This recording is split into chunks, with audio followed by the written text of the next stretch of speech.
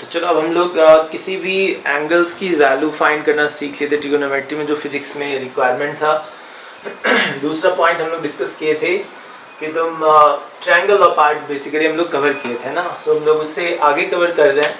तो पहले ये ध्यान देना, ट्रायंगल लॉ को हम एक बार स्टेटमेंट हम एक्सप्लेन कर दे रहे हैं। ट्रायंगल लॉ क्या था, अगर दो वेक्टर्स हैं एंड एक वेक्टर के हेड पे जो हम लोग दूसरे वेक्टर के टेल को कंबाइन करते हैं, तो पहले के टेल से दूसरे के हेड को मिलाने वाला वेक्टर ये रिजल्टेंट आता। ये आर था statement. If you this is your B vector, then according to triangle law R की जो वैल्यू थी वो ए वेक्टर प्लस बी वेक्टर इसके इक्वल आता। So this is was the resultant. R की वैल्यू इतने के इक्वल आई थी। फिर इसका मैग्नीट्यूड और इसका डायरेक्शन कैलकुलेट करना सिखा चुके थे। मैग्नीट्यूड की जो वैल्यू आती है that was under root of a square plus B square plus 2ab cos theta. ये मैग्नीट्यूड हम लोग एक्सप्लेन किए थे और इसी मैग्नीट्यूड से इसका मैक्सिमम वैल्यू और मिनिमम वैल्यू फाइंड किए थे। एंड नेक्स्ट था इसका डायरेक्शन।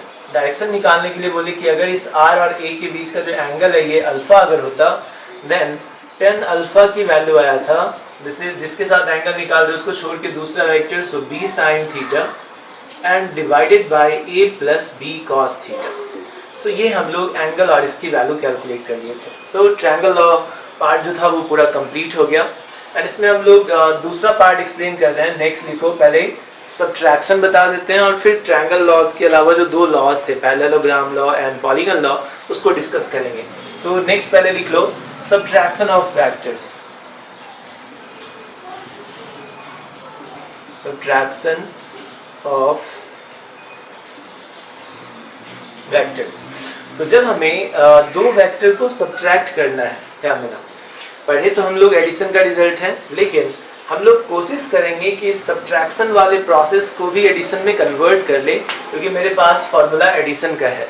तो let you have two vector, one is your a and another vector is b, और हमसे कहा इस दो वेक्टर को सब्ट्रैक्ट करके बताओ। जैसे दो वेक्टर को ऐड करते हो तो कोई वेक्टर मिला, जैसे मीटर प्लस मीटर मीटर आता, उसी तरह से ये वेक्टर प्लस ये वेक्टर वेक्टर टर्म आया।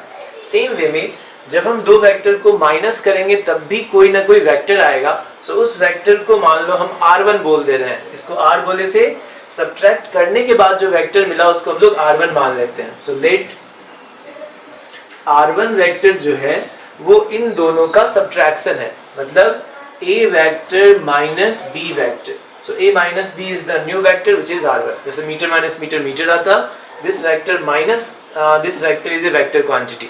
सो ये हम लोग एज्यूम करेंगे कि इसकी वैल्यू r1 है। लेकिन इस चीज को हम लैंग्वेज को ना थोड़ा सा चेंज कर रहे हैं। इसी चीज को देखो हम ऐसे लिख सकते हैं, we can write this r1 as a vector, then यहाँ पे हम प्लस लिख लेते हैं and then we here write minus b vector. ऐसे लिख सकते हैं क्योंकि ये जो प्लस माइनस है फिर से किसमें कन्वर्ट हो जाता, माइनस में।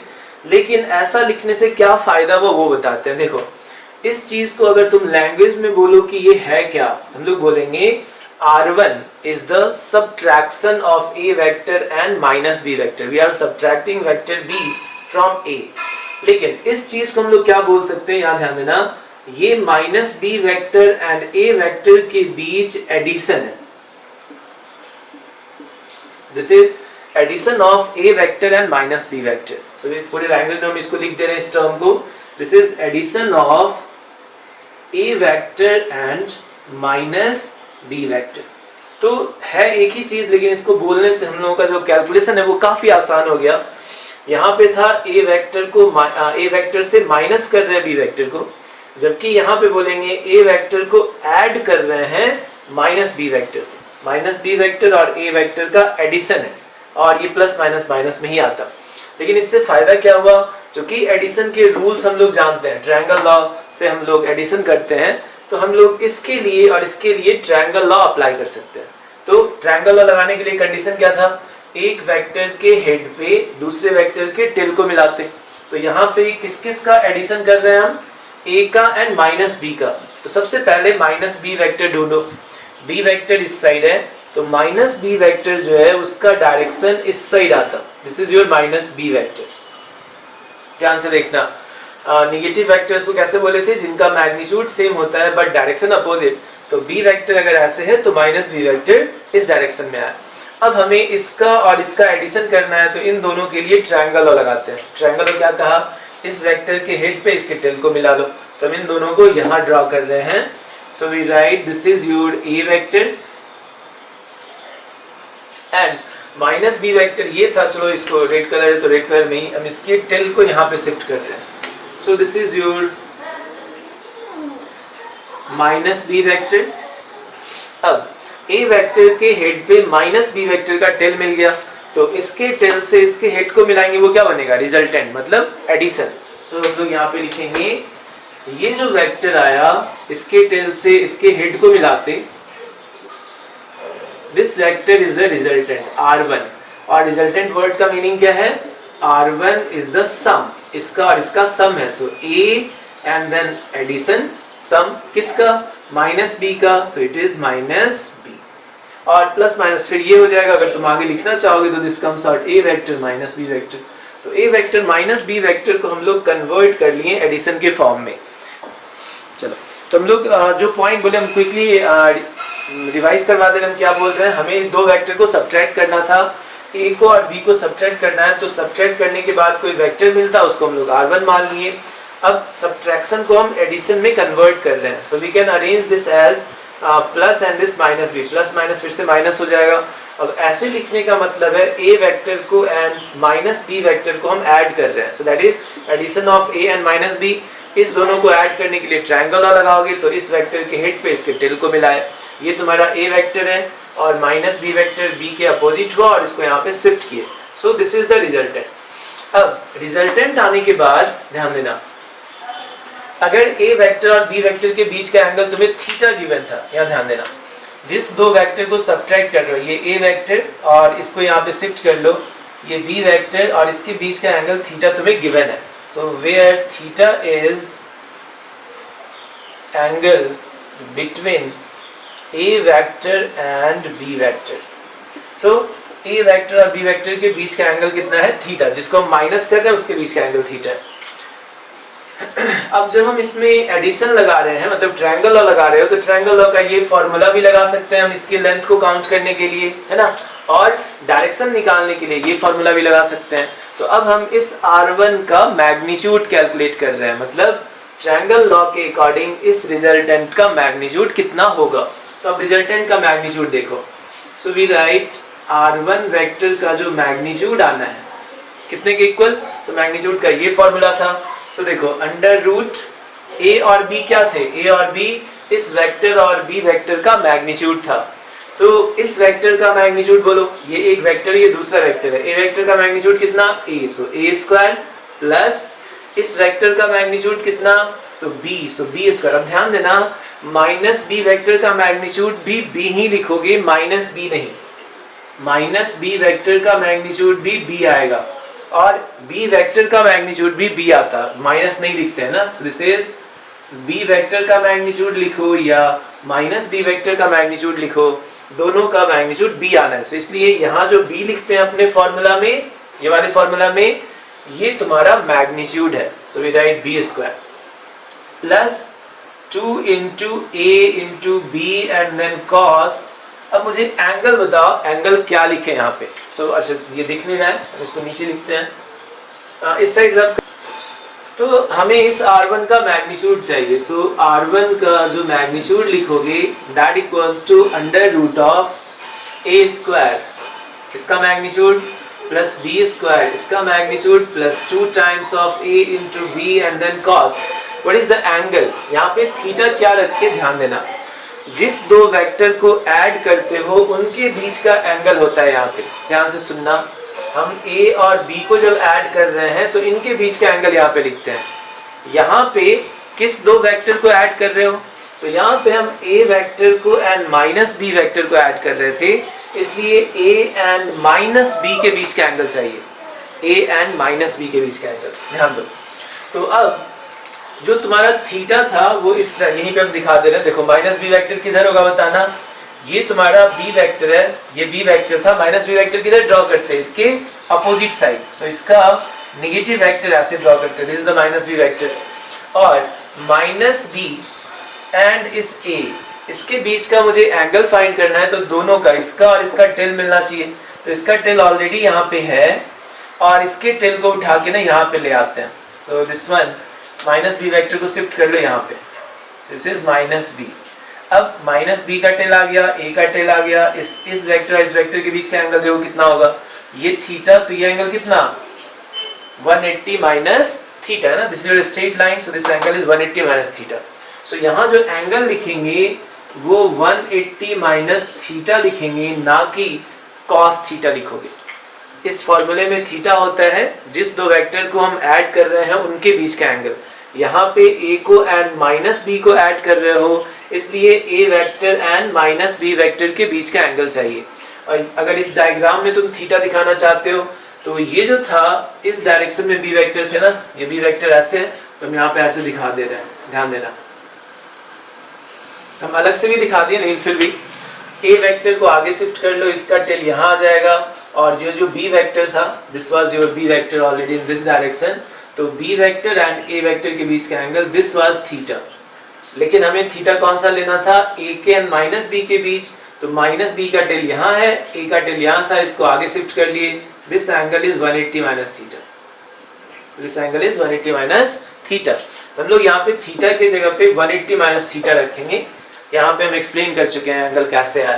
तो चलो cos 180 माइनस थीटा की वैल्यू बताओ, अब तो हम लोग निकाल चुके हैं। What will be cos 180 minus theta,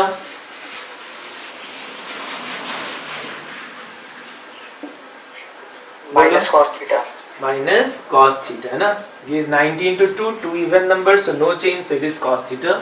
and second quadrant का सो नेगेटिव आएगा, so we get under root of a square plus b square and then plus minus 2ab cos theta। ये तुम्हारा रिजल्टेंट का मैग्नीट्यूड आ गया। तो जब हम दो वेक्टर को सब्ट्रैक्ट कर रहे हैं तो उनका मैग्नीट्यूड इतना है, जहाँ थीटा जिसको सब्ट्रैक्ट कर रहे हो उनके बीच का एंगल था, और एडिशन कर रहे हो तो यहाँ पे केवल प्लस आ गया, और cos थीटा में थीटा जिसको ऐड कर रहे हो उनके बीच का एंगल है। तो ध्यान देना, इस फॉर्मूले में थीटा क्या है, theta is angle between A and B. So यहाँ पे जिसको माइनस कर रहे हो उसके बीच का एंगल, यहाँ पे जिसको प्लस कर रहे हो उसके बीच का एंगल है। सो मेन चीज तुम्हारा थीटा का है, विदाउट डायरेक्शन कैलकुलेशन गलत करोगे, इसलिए ध्यान देना कि थीटा हम लोग कौन सा ले रहे हैं। ठीक है, तो ये तो मैग्नीट्यूड आ गया। अब आता है तुम्हारा एंगल। सो एंगल निकालना आसान है। मान लो ये रिजल्टेंट R1 इस ए वेक्टर के साथ अल्फा एंगल बना रहा है, let this angle is alpha. तो अभी हम लर्न करवाए थे एंगल का formula, tan alpha equals to कितना लिखोगे, जिसके साथ एंगल निकाल रहे हैं, ए के साथ एंगल निकाल रहे हैं, तो इसको छोड़ के दूसरा वेक्टर क्या है, दिस माइनस बी, और इसका साइन एंड कॉस लिखेंगे। तो यहाँ जो फिर से देखो बी साइन थीटा लिख रहे हो, यहाँ माइनस बी नहीं लिखेंगे, बिकॉज माइनस बी नहीं, ये चीज क्या है, मैग्नीट्यूड था, तो इस वेक्टर का भी मैग्नीट्यूड बी है, माइनस बी नहीं है।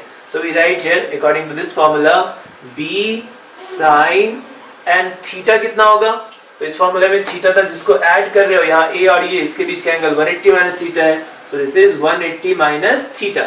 इन सारे फॉर्मूले में थीटा वो है जिसको हम ऐड कर रहे थे, तो यहाँ भी जो फॉर्मूला लगा रहे हो उसमें ए और माइनस बी को ऐड कर रहे हो, इसलिए इसके बीच का एंगल यूज करेंगे, और angle is 180 minus theta, so we are using this term upon b cos 180 minus theta, और प्लस जिसके साथ हम ऐड कर रहे हैं ए के साथ, सो दिस पार्ट इज ए।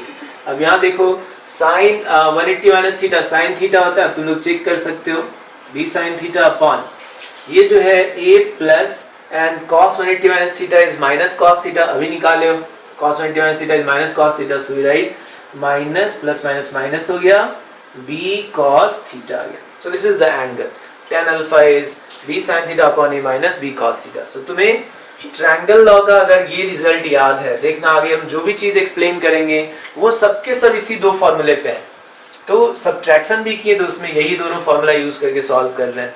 ठीक है, इतना नोट करो पहले। Sir, can you explain the magnitude one concept again? This one,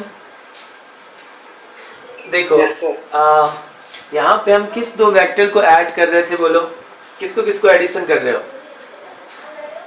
Sir, a vector and minus b vector. ठीक है, तो जब हम इस दोनों को ऐड कर रहे हैं तो ऐड करने के लिए ट्रायंगल लॉ लगाएं, और ट्रायंगल लॉ का फॉर्मूला क्या था, मैग्नीट्यूड कैसे निकालते हो, under root A square plus B square plus 2ab cos theta, यही था ना मैग्नीट्यूड का फॉर्मूला। Yes sir. तो यहाँ पे पहले हम फॉर्मूला लगाएं, A square plus B square plus 2ab cos theta.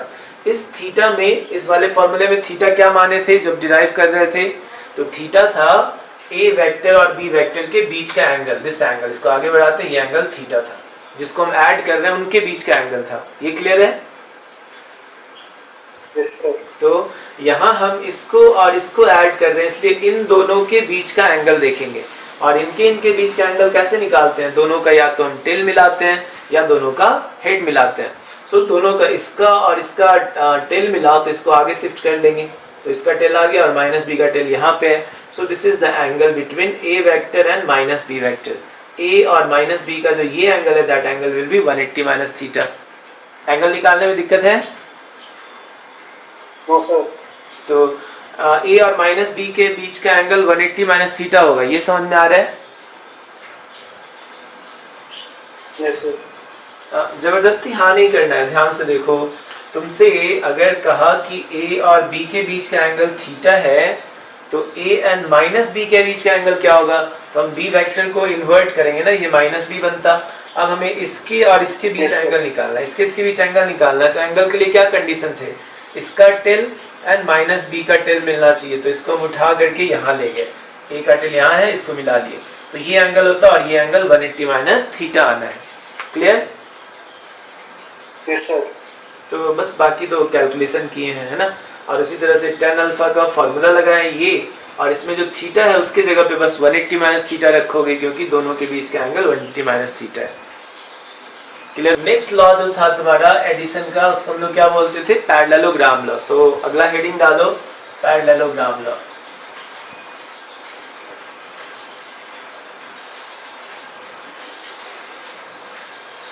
And parallelogram law क्या कहता है, ये भी पहले हम स्टेटमेंट बता देते हैं इसका। वैसे तुम्हें एग्जाम में जब पूछेगा पैरेललोग्राम लॉ का स्टेटमेंट लिखो, तब तुम स्टेटमेंट लिखोगे, अदरवाइज अगर हमसे क्वेश्चन सॉल्व करने बोलेगा ना, तो क्वेश्चन हम ट्रायंगल लॉ से ही बनाएंगे, एक ही लॉ से। तो ध्यान देना, पैरेललोग्राम लॉ कहता है कि जिस दो वेक्टर को तुम्हें ऐड करना है, मान लो ये ए वेक्टर है और ये बी वेक्टर है, और हमसे कहा ए और बी को ऐड करो, तो इस दो वेक्टर से हम एक पैरेललोग्राम बनाएंगे, और पैरेललोग्राम बनाने के बाद जो डायगोनल के लॉन्ग वेक्टर आता है उसको हम लोग रिजल्टेंट बोलते हैं। कौन सा डायगोनल होगा, ध्यान से देखना। First make the parallelogram by these two vectors. तो ए वेक्टर को यहाँ ड्रॉ करते हैं, जितने लेंथ का रफली उतने लेंथ का लाइन ड्रॉ किए। बी वेक्टर को शिफ्ट कर लो यहाँ पे, सो बी वेक्टर के टेल को ऐसे मिलाते हैं, this is your B vector. अब इससे हम लोग पैरेललोग्राम बना रहे हैं। सो पैरेललोग्राम, इसके पैरेलल एक लाइन यहाँ ड्रॉ कर लो, और इसके पैरेलल यहाँ लाइन ड्रॉ कर लो।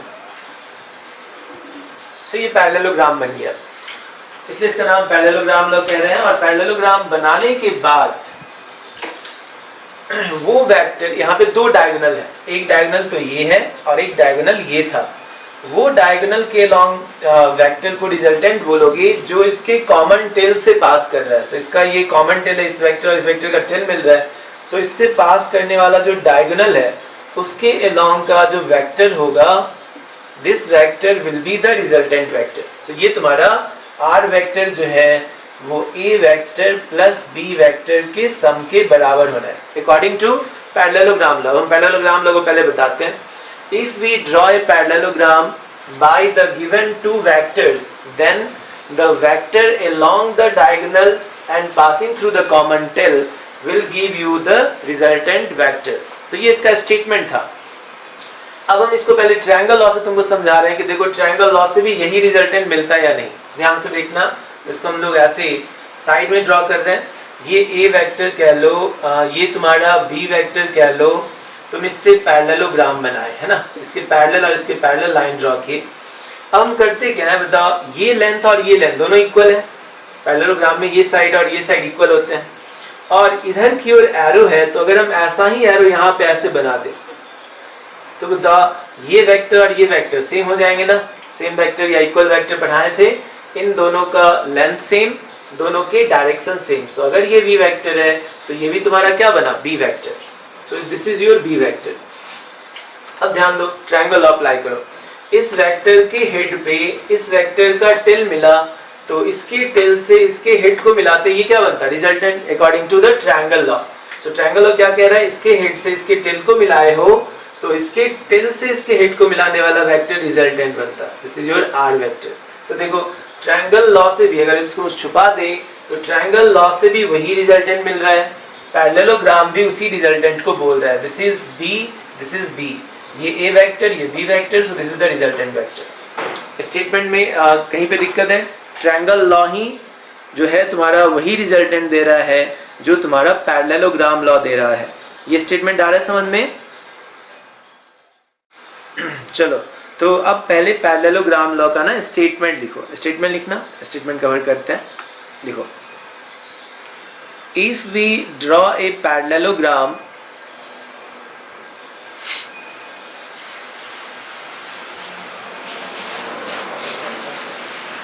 if we draw a parallelogram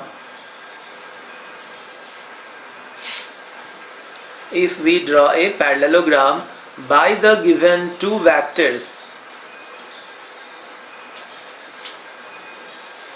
if we draw a parallelogram by the given two vectors,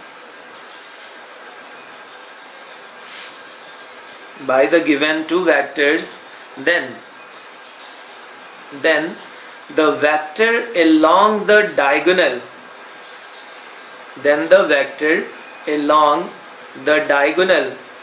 of parallelogram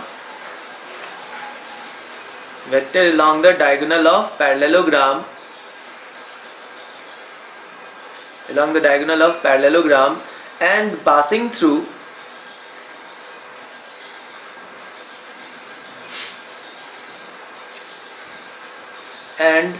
Sir, can you repeat? If we draw a parallelogram by the given two vectors, then the vector along the diagonal and passing through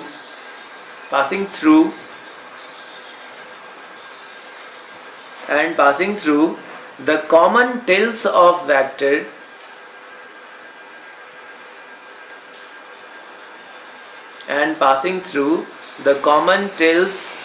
vector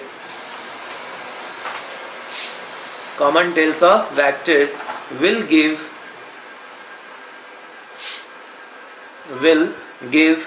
resultant vector.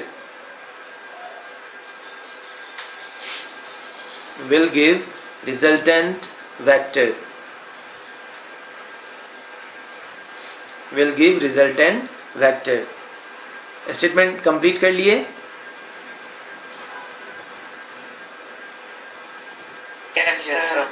चलो तो अब ये diagram पहले note करो, फिर हम आगे explain कर रहे हैं। इस डायग्राम को नोट करो। तो हम जब तक नोट करो हम तब तक रिवाइज कर दे रहे हैं, जब तक लिख रहे हो तुम लोग। इस दो वेक्टर को मुझे ऐड करना था, इसलिए इससे हम एक पैरेललोग्राम बनाए। पैरेललोग्राम बनाने के बाद इसके डायगोनल के अलॉन्ग जो वेक्टर है जो इसके टिल से पास कर रहा है, ये वर्ड तुम्हें ऐड करना पड़ेगा, नहीं तो ये भी डायगोनल है, ये रिजल्टेंट नहीं देगा। सो इसके डायगोनल से पास करने वाला इसके कॉमन टेल से पास करने वाला जो डायगोनल है उसके अलॉन्ग का वेक्टर रिजल्टेंट कहलाता है। सो ट्रायंगल पैरेललोग्राम लॉ के अकॉर्डिंग ये स्टेटमेंट आया, और इसको हम कंपेयर करके यहाँ पे बताएं कि यही चीज, ये बी वेक्टर है तो इसके हेड से इसका टेल मिल रहा है, तो इसके टेल से इसके हेड को मिलाते ये रिजल्टेंट बनता, और ये तुम्हारा ट्रायंगल लॉ का स्टेटमेंट है।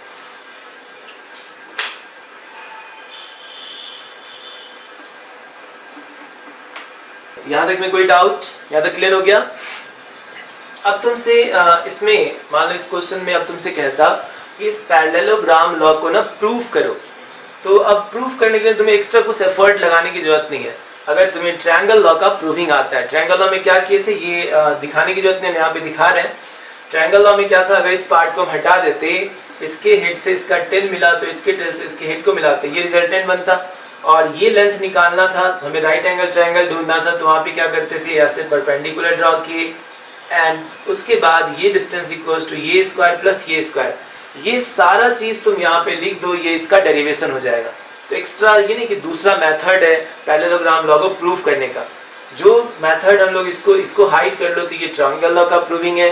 पैरेललोग्राम लॉ में अगर प्रूव करना है तो ये एंगल मान लो थीटा है, सो ये लाइन, और तुम खुद देखो ये एंगल थीटा था ए वेक्टर एंड बी वेक्टर के बीच, इसको आगे शिफ्ट करते, इस वेक्टर को आगे शिफ्ट करते तो ए का टिल और बी का टिल ये थीटा था, और ये थीटा होगा तो ये एंगल भी थीटा होगा क्योंकि ये लाइन पैरेलल है।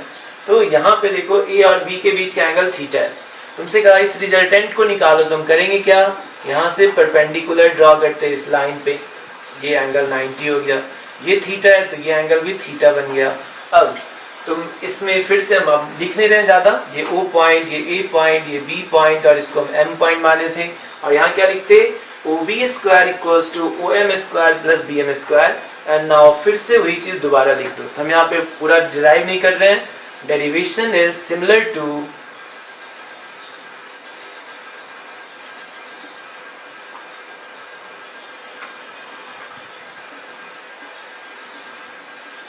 Triangle law. तो जो तुम्हारा डेरिवेशन है वो ट्रायंगल लॉ के जैसा ही है, तो ट्रायंगल लॉ में जो डिराइव की तो उसी चीज को लिख देंगे ना, सो हम लिख नहीं रहे। सो this is your parallelogram law, parallelogram law का स्टेटमेंट और डेरिवेशन ट्रायंगल लॉ के जैसा ही है। तो तुम्हें एक्स्ट्रा पढ़ने की जरूरत नहीं है कि पैरेललोग्राम लॉ है क्या, लेकिन पैरेललोग्राम लॉ का एक एडवांटेज है, उस पॉइंट को हम यहाँ पे एक्सप्लेन कर रहे हैं। देखो सम पॉइंट्स के अंदर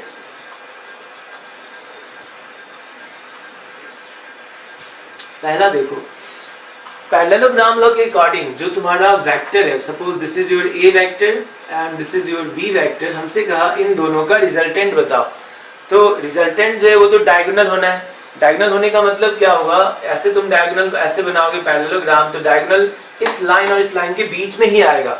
तो पहला स्टेटमेंट इसका ये है कि जब दो वेक्टर का रिजल्टेंट निकालोगे, वो रिजल्टेंट इस वेक्टर और इस वेक्टर के बीच में ही आना है, चाहे ऐसे आए, ऐसे आए, ऐसे आए, किसी भी साइड रिजल्टेंट आए, लेकिन आएगा इस लाइन और इस लाइन के बीच में। So resultant vector will always pass between these two lines, इस लाइन और इस लाइन के बीच से ही इसके रिजल्टेंट पास होंगे। ऐसा कभी नहीं होगा कि यहाँ पे एक फोर्स इधर लगा और एक फोर्स इधर लगा और इनका रिजल्टेंट जो है ऐसे आने लगे, रिजल्टेंट ऐसा कभी होगा ही नहीं। रिजल्टेंट जो है इनके बीच से ही पास करेंगे। सो पहला।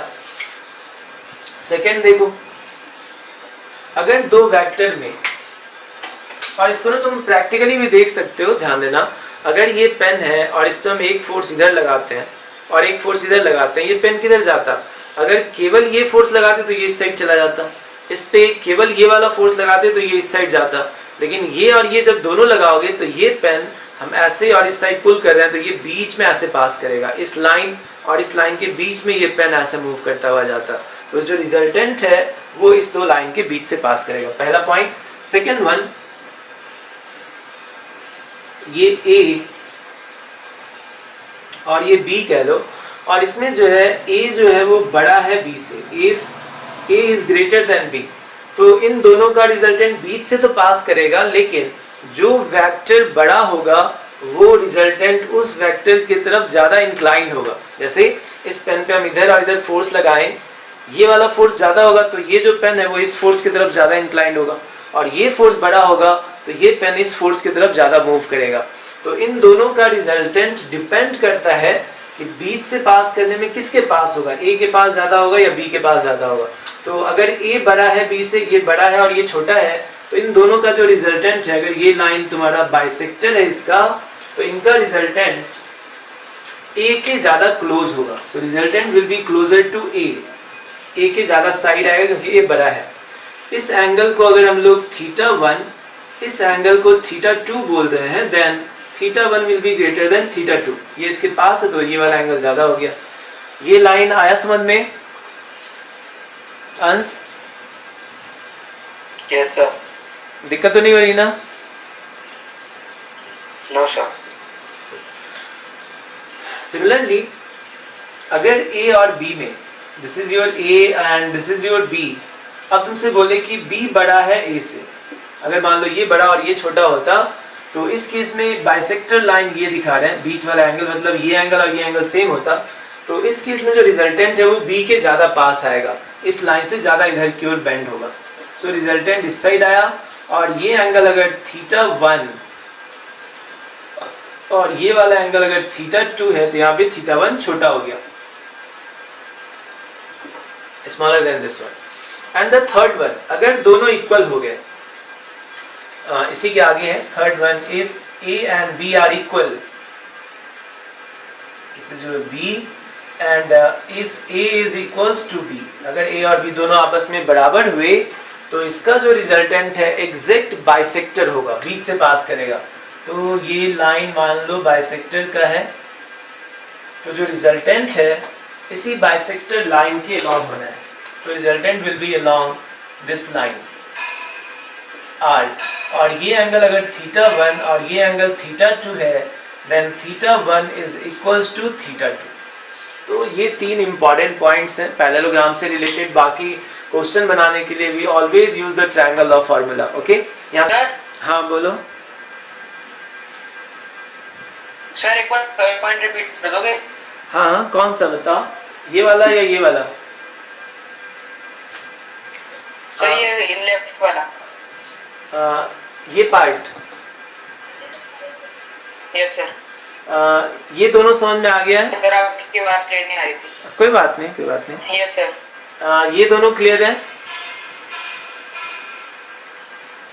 Yes sir. तो यहाँ पे हम बताए ना, जैसे इस 10 पे दो फोर्स लगाते, इधर वाला फोर्स और इधर वाला फोर्स अगर इक्वल होगा, ये जितना फोर्स लगा रहा है इस साइड भी उतना ही फोर्स लगाओगे, तो इसका जो रिजल्टेंट है ना इस लाइन और इस लाइन के बीच से पास करेगा। जो बड़ा होता उस साइड रिजल्टेंट जाएगा, लेकिन अगर दोनों इक्वल है तो दोनों इक्वल है तो बीच से पास करेगा, एग्जैक्ट बाइसेक्टर होगा।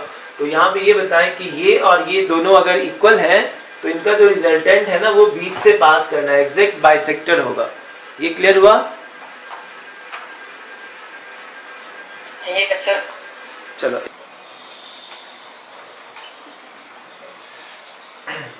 तो अब हम लोग तीसरा लॉ भी एक्सप्लेन कर दे रहे हैं, है ना। ट्रायंगल लॉ तुम्हें समझ में आ गया, पैरेललोग्राम लॉ समझ में आ गया जो कि ट्रायंगल लॉ के ही जैसा था। पॉलीगन लॉ भी हम लोग ट्रायंगल लॉ से ही एक्सप्लेन करेंगे, है ना। सो नेक्स्ट लिखो heading polygon law.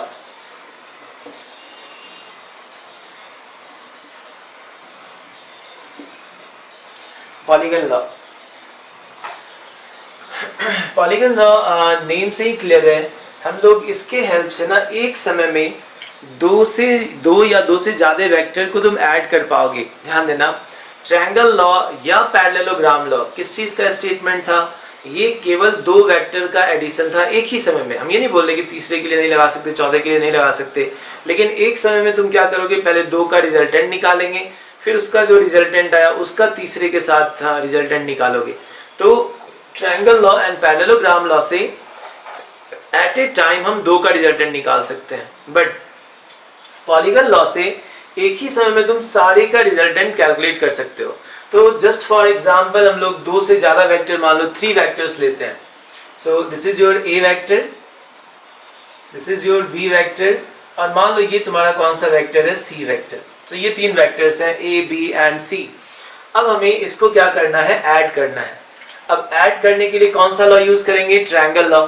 And triangle law क्या कहा कि इस वेक्टर्स को तुम अरेंज करो as a combination of head and tail. तो मुझे इसे हेड एंड टेल के कॉम्बिनेशन में अरेंज करना था। सो इन सारे वेक्टर्स को हम मान लो यहाँ पे ड्रॉ कर रहे हैं। सो इस पॉइंट पे ड्रॉ करते हैं। चलो इस वेक्टर्स को यहाँ पे ड्रॉ करेंगे, इस तरह से ड्रॉ करेंगे कि सबका हेड एंड टेल कंबाइंड हो। तो हम इस वेक्टर को यहाँ पे ड्रॉ करते हैं, ए वेक्टर। ए वेक्टर के हेड पे इस बी वेक्टर के टेल को ले जाओ। सो बी वेक्टर का टेल हम यहाँ रखें और इसको यहाँ पे ड्रॉ करिए, और जितने लेंथ का है रफली उतना लाइन ड्रॉ करोगे। So this is your B vector. अब बी वेक्टर के हेड पे सी वेक्टर के टेल को लेके जाना, तो इसको टेल को हम यहाँ पे ले गए, और मान लो ये तुम्हारा आया C vector. So this is your C vector. So we have now A vector का हेड, इसके हेड पे बी वेक्टर का टेल, और बी वेक्टर के हेड पे सी वेक्टर का टेल मिला लिए। तो अब तीनों के हेड एंड टेल कंबाइन हो गए। अब ये कॉम्बिनेशन अरेंज करने के बाद अब हम ट्रायंगल लॉ लगाएंगे। ट्रायंगल लॉ क्या कहा, जिस दो वेक्टर का तुम्हें एडिशन करना है उसको हेड और टेल में कंबाइन करो। तो इस वेक्टर और इस वेक्टर के लिए ट्रायंगल लॉ लगा के देखो क्या होता। इस वेक्टर के हेड पे इसका टेल मिल रहा है, तो इसके टेल से इसके हेड को मिलाएंगे, वो क्या बनता है, रिजल्टेंट। तो ये जो वेक्टर ड्रॉ कर रहे हैं, दिस वेक्टर ये रिजल्टेंट आया R1। किस किस का रिजल्टेंट आया? तो A और B के लिए अप्लाई कर रहे हो, सो A और B का ये रिजल्टेंट है। तो हम लोग बोलेंगे यहाँ जो R1 है वो A vector plus B vector के इक्वल है। So this R1 is equal to A plus B। Next अब इन दोनों का रिजल्टेंट भी आ गया, तो इसको हटा देंगे, इसकी जगह पे ये वेक्टर आ चुका है। तो हम फिर से एक डायग्राम ड्रॉ करते हैं इसके नीचे। ये तुम्हारा R1 वेक्टर है, this is your R1 vector, जो इसका हम ऐसे डॉटेड दिखा रहे हैं, इस वाले का और इस वाले का दोनों का रिजल्टेंट आ गया R1। अब R1 और दूसरा वेक्टर कौन बचा हुआ है? C। So this is your C vector. और इस R1 एंड C के लिए हम लोग अगर फिर से ट्रायंगल लगाएं तो इस वेक्टर के हेड पे इस C वेक्टर का टिल मिला, तो इसके टिल से इसके हेड को मिलाओगे, ये रिजल्टेंट बन जाएगा, है ना। सो यहाँ पे इसके हेड पे इसका टिल मिल रहा है, सो इसके टिल से इसके हेड को मिलाएंगे and that will become the resultant vector R। और ये जो R है वो किस किस का रिजल्टेंट है?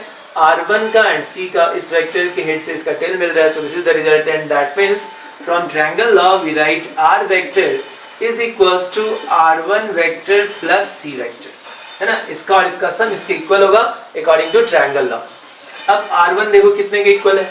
R1 is equals to A plus B। सो इसके जगह पे क्या लिखोगे? A vector plus B vector and this is your C vector and this is the statement of polygon law. तो पॉलीगन लॉ के अकॉर्डिंग क्या आया, ध्यान दो, जो कि हम ट्रायंगल लॉ से ही निकाले हैं। अगर तुम्हें एक से ज्यादा वेक्टर को ऐड करना है तो उन सबों का वेक्टर सम रिजल्टेंट वेक्टर होता है। If you have more than 2 vectors then the resultant vector is the vector sum of all the given vectors. सारे गिवन वेक्टर्स का सम तुम्हारा रिजल्टेंट वेक्टर कहलाएगा। ये टर्म आए समझ में? कोई पॉइंट जिसमें दिक्कत है तो बोलो। अंश क्लियर हो गया? वंश तुम बताओ, सही है? Yes sir. Vinayak? Yes sir. चलो इस पार्ट को नोट करो, जल्दी से नोट करो इसको। Yes sir. चलो यहाँ तक में कहीं पे अब दिक्कत नहीं होना चाहिए। देखो अभी जितना एक्सप्लेन किए हैं वो पॉइंट हम बता देते हैं, ध्यान से सुनना। हम लोग सबसे पहले ये एक्सप्लेन किए कि एडिशन ऑफ वेक्टर्स से बता रहे हैं। इससे पहले तो हम बता चुके हैं वेक्टर्स के बीच का एंगल निकालने के लिए क्या कंडीशन था? दोनों वेक्टर का टेल या दोनों के हेड को मिलाते, फिर जो छोटा वाला एंगल बनेगा that is known as the angle between vectors. फिर नेक्स्ट पॉइंट हम बताएं कि वेक्टर्स को ऐड करने का तरीका कितना है। तो वेक्टर्स को ऐड करने के लिए हम लोगों के पास 3 मेथड्स हैं, triangle law, parallelogram law and polygon law. Triangle law अगर तुम्हें आता है तो देखो सारे लॉज तुम्हें अच्छे से याद है। ट्रायंगल लॉ है क्या? ट्रायंगल लॉ था एक वेक्टर के हेड पे अगर हम दूसरे वेक्टर के टेल को मिलाते हैं तो पहले के टेल से दूसरे के हेड को मिलाने वाला वेक्टर रिजल्टेंट बनता, और उस रिजल्टेंट का हम लोग मैग्नीट्यूड निकालना सीख गए, उसका हम लोग डायरेक्शन निकालना सीख गए, है ना। तो मैग्नीट्यूड एंड डायरेक्शन के बाद पैरेललोग्राम बताएं। पैरेललोग्राम लॉ भी पैरेललोग्राम बनाने के बाद डायगोनल के अलॉन्ग जो वेक्टर है वो रिजल्टेंट होता, जिसका डेरिवेशन ट्रायंगल लॉ के ही जैसा है ना। ट्रायंगल लॉ के ही जैसा हम लोग डेरिवेशन करेंगे। और उसके बाद फिर हम लोगों के पास जो लॉज आया that is your polygon law. Polygon law में हेड एंड टेल को कंबाइन करते और उससे तीनों का सम जो है, या 3 हो या 4 हो, सबका रिजल्टेंट ये आएगा। तो पॉलीगन लॉ पे क्वेश्चंस कैसे बनते हैं वो चीज़ हम लोग जब रिजोल्यूशन ऑफ वेक्टर पढ़ाएंगे वहां से डिस्कस करेंगे। तो कल वाली क्लास में हम लोग रिजोल्यूशन ऑफ वेक्टर स्टार्ट करेंगे, लेकिन एक चीज़ ध्यान रखना, रिजोल्यूशन में भी हम लोग ट्रायंगल लॉ का ही यूज़ करेंगे। सो अगर ट्रायंगल लॉ में थोड़ा बहुत भी स्टेटमेंट में कंफ्यूजन है तो वो एक बार कल देख लेना ट्रायंगल लॉ क्या कहता है, और उसके बाद हम लोग कल इससे आगे कवर करेंगे। कोई दिक्कत कहीं पे? अगर डाउट है तो पूछ लो, नहीं तो हम कल इससे आगे स्टार्ट करेंगे। पॉलीगन लॉ के हेल्प से उसको रिजल्टेंट में कन्वर्ट करो तो हम डायरेक्ट लिखा करेंगे, लेकिन अभी हम इस एग्जाम्पल में बता दे रहे हैं। सपोज एक वेक्टर इस साइड है, दिस इज F1, एक वेक्टर इस साइड है, लेट दिस इज F2, एक वेक्टर इस डायरेक्शन में मान लो this value is F3 and the fourth vector is in this side F4, और तुमसे कह रहा है इन सबों का रिजल्टेंट बताओ कितना होगा। तो हम करेंगे क्या, इन सबों को head tail and head tail में अरेंज करते और मान लो हम इस पॉइंट पे F1 वेक्टर को ड्रॉ करते हैं। सो F1 वेक्टर ऐसे, F1 वेक्टर के हेड पे F2 वेक्टर के टेल को शिफ्ट करो, सो ये वेक्टर ऐसे आता, this is your F2 vector, फिर F2 वेक्टर के हेड पे F3 के टेल को पुट करो, सो F3 वेक्टर ऐसे है, so this is your F3 vector, and F3 के हेड पे F4 का टेल पुट करो, सो you get this vector which is F4। तो अकॉर्डिंग टू पॉलीगन लॉ, जब तुम पॉलीगन लॉ को सॉल्व करते तो फाइनल आंसर क्या आना है, इस पहले वाले के टेल से फाइनल वेक्टर के हेड को मिलाओ। देखो तो हम लोग ये पॉइंट डिस्कस कर रहे थे कि जो हमारा जो पॉलीगन लॉ है, पॉलीगन लॉ में इन 4 वेक्टर्स का अगर रिजल्टेंट निकालना था तो इनको हम लोग हेड एंड टेल के कॉम्बिनेशन में अरेंज किए।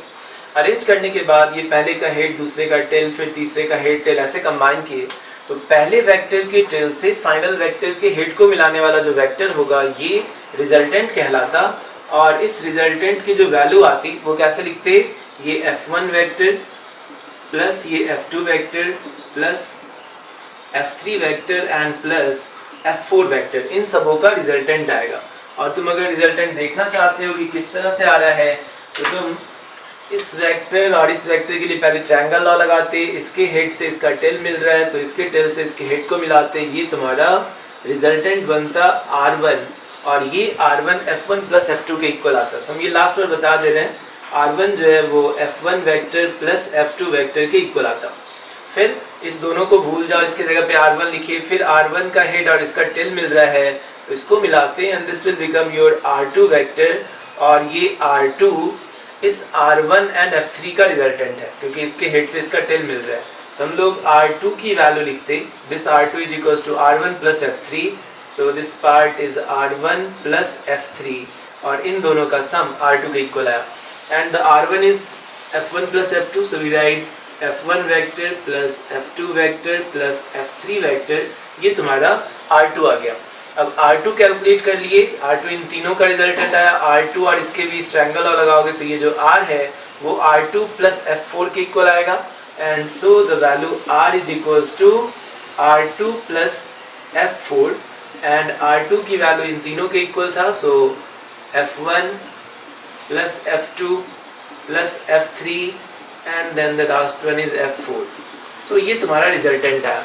तो अब हम लोग आगे से ऐसे अरेंज नहीं करेंगे कि हेड टेल कंबाइन किए, जैसे ही तुम्हें मिला जितने भी वेक्टर्स हैं उनके बीच अगर तुम्हें पॉलीगन लॉ अप्लाई करना है तो डायरेक्टली हम इस स्टेप पे पहुंचेंगे। इतना करके दिखाने की जरूरत नहीं है ना, हम समझाने के लिए इतना एक्सप्लेन कर दिए, बट जैसे ही तुम्हें 2 से ज़्यादा वेक्टर दिख रहा है you can directly write the formula as R equals to R1 plus R2 plus R3 या F1 plus F2 plus F3, ठीक है। So this is the statement of polygon law, and polygon law का application कैसे होगा वो हम लोग आगे बताएंगे जब रिजोल्यूशन ऑफ वेक्टर्स पढ़ लेंगे। तो अभी हम लोग नेक्स्ट टॉपिक पढ़ रहे हैं, ये काफ़ी इंपॉर्टेंट है तुम्हारे वेक्टर पॉइंट ऑफ व्यू से, resolution of vectors.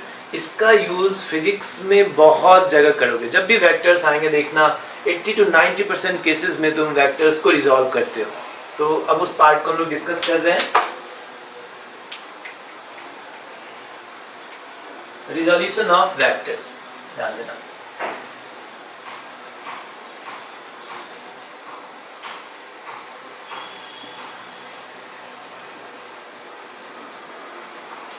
And resolution word का बेसिक मीनिंग क्या होता है ना, ब्रेक करना। जैसे तुम लोग देखे होगे हाई रिजॉल्विंग पावर का अगर टीवी है ना, बोलते हैं ना कि हाई जो टीवी है उसका रिजोल्यूशन बहुत ज़्यादा है, किसी किसी टीवी के रिजोल्यूशंस बहुत अच्छे होते हैं। तो रिजोल्यूशन वर्ड का मतलब क्या है, अगर किसी टीवी का रिजोल्यूशन बहुत अच्छा है इसका मतलब वो छोटे से छोटे पार्ट को भी बहुत ही क्लैरिटी के साथ एक्सप्लेन कर रहा है, मतलब पूरे फिगर को वो छोटे छोटे पार्ट में डिवाइड कर रहा है। तो सिंपल रिजोल्यूशन वर्ड का मीनिंग ये समझना कि ब्रेक करना, रिजॉल्व करने का मतलब होना है तोड़ना। जैसे हम किसी नंबर्स को, जैसे कोई नंबर है मान लो 10, तो इसको हम लोग क्या लिख सकते हैं 7 + 3, 8 + 2, 7 + 1 + 2। इस तरह से हम किसी नंबर को 2 या 2 से ज़्यादा नंबर्स के सम या डिफरेंस के फॉर्म में लिख सकते हैं, और इसको फिजिक्स के लैंग्वेज में बोलेंगे ये 10 2 पार्ट में ब्रेक हो गया या 2 पार्ट में रिजॉल्व हो गया। First part is 7 and another part is 3। Same way में जैसे किसी नंबर्स को तुम ब्रेक कर रहे हो, हम किसी वेक्टर्स को भी ब्रेक करके लिख सकते हैं। अगर कोई वेक्टर 2 या 2 से ज़्यादा वेक्टर के सम या डिफरेंस के फॉर्म में लिखते हो तो वो उस वेक्टर का रिजोल्यूशन कहलाता है। अब ध्यान देना, रिजोल्यूशन में अभी हम लोग ट्रायंगल लॉ पढ़े या तुम पॉलीगन लॉ पढ़े, ट्रायंगल लॉ क्या था, if you have two vector then R vector equals to a vector plus B vector. ये तुम्हारा स्टेटमेंट था ट्रायंगल लॉ का। तुम इसको ऐसे भी कह सकते हो, ये जो तुम्हारा आर वेक्टर है ये इस दो वेक्टर का सम है, तो हम लोग बोलेंगे आर वेक्टर रिजॉल्व हो गया, या कंपोनेंट है आर वेक्टर का एक कंपोनेंट ए एंड जो दूसरा कंपोनेंट है that component is B. So R is resolve in two parts, one part is A and another part is B. So जैसे ये नंबर 2 में डिवाइड हुआ, ये वेक्टर्स भी 2 पार्ट में डिवाइड है। तो हम लोग यहाँ पे भी ट्रायंगल लॉ का ही यूज करेंगे और इसी के हेल्प से रिजोल्यूशन फाइंड करेंगे। सो ध्यान देना। सो सपोज जिस वेक्टर को तुम्हें रिजॉल्व करना है उस वेक्टर्स का इंफॉर्मेशन गिवन होना चाहिए। जैसे हम बोले 10 को ब्रेक करो, तो 10 गिवन है तभी तो ब्रेक किया ना, 10 को 2 पार्ट में। तो जिस नंबर को तुम्हें ब्रेक करना होता है उस नंबर का इंफॉर्मेशन तुम्हें गिवन होना चाहिए। यहाँ पे हमें ए वेक्टर को मान लो ब्रेक करना है, तो ए वेक्टर का इंफॉर्मेशन गिवन होना चाहिए। ए वेक्टर्स के पास क्या क्या होगा, तो वेक्टर के पास मैग्नीट्यूड होता है और डायरेक्शन होता है। तो सपोज तुम्हें ये ए वेक्टर है और इस ए वेक्टर का इंफॉर्मेशन तुम्हें गिवन होगा। तो हम इंफॉर्मेशन क्या क्या बोले, if this point is O, this point is a, तो हमें इस एरो का लेंथ गिवन होगा। So we write magnitude of a vector जो है वो ए है, और ये ए बेसिकली कितना है, ओ ए लेंथ। सो हमें ये चीज गिवन होगा, इस वेक्टर का लेंथ इतना है। दूसरा क्या इंफॉर्मेशन गिवन होगा कि ये कितना एंगल बना रहा है, that gives you the direction. Direction का मतलब एंगल बोले थे। तो मान लो ये वेक्टर एक्स एक्सिस के साथ थीटा एंगल बना रहा है, तो हमें इस वेक्टर्स का थीटा कितना एंगल है और कितना लेंथ है, ये 2 पार्ट गिवन है। So this portion is given, और इसकी हेल्प से मुझे इसको 2 पार्ट में ब्रेक करना है। तो अब ध्यान देना, ब्रेक करने के लिए हम क्या करते हैं, अभी आगे बताएंगे कि क्यों ऐसा कर रहे हैं। इसके हेड से तुम परपेंडिकुलर ड्रॉ करो। So if you draw the perpendicular on the x axis you get this point M. Now consider the two vector, one vector is OM, एक वेक्टर हम ऐसे कंसीडर करते हैं इस डायरेक्शन में, और दूसरा वेक्टर कंसीडर कर रहे हो MA. So M से A के साइड एक एरो ड्रॉ किए, this is your second vector. So you have OM vector and MA vector. अब इस दोनों वेक्टर्स के लिए हम लोग क्या कर रहे हैं ना, ट्रायंगल लॉ अप्लाई करते हैं। ट्रायंगल लॉ का स्टेटमेंट क्या था, एक वेक्टर के हेड पे जब दूसरे का टेल मिलेगा तो पहले से के टेल से दूसरे के हेड को मिलाते वो रिजल्टेंट आता। यहाँ पे OM वेक्टर के हेड पे इसका टेल मिल रहा है, इसलिए इसके टेल से इसके हेड को मिलाओगे तो ये रिजल्टेंट बनेगा, है ना। So this A vector is the resultant of this vector and this vector. So हम लोग स्टेटमेंट लिख रहे हैं फ्रॉम ट्रायंगल